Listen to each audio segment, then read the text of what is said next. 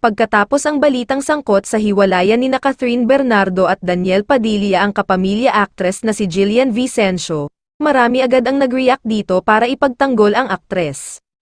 Todo ang depensa nila kay Jillian, lalo pat nakasama pa ito ni Catherine sa pelikulang A Very Good Girl.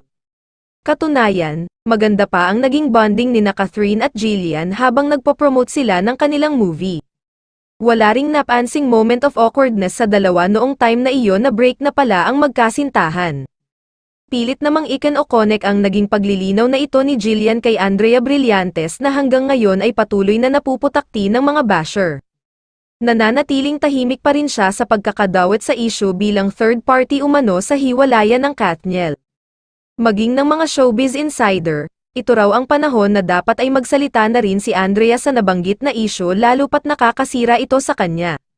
May mga chika pang ang nakarating na pagkatapos na pumutok ang balita sa Andrea at Katniel issue ay hindi lang nakukuyog ang aktres, pati raw ang negosyo niya ay apektado na rin. Nasa TV5 compound si Andrea Brillantes noong Wednesday, hindi muna pinapasok ang press.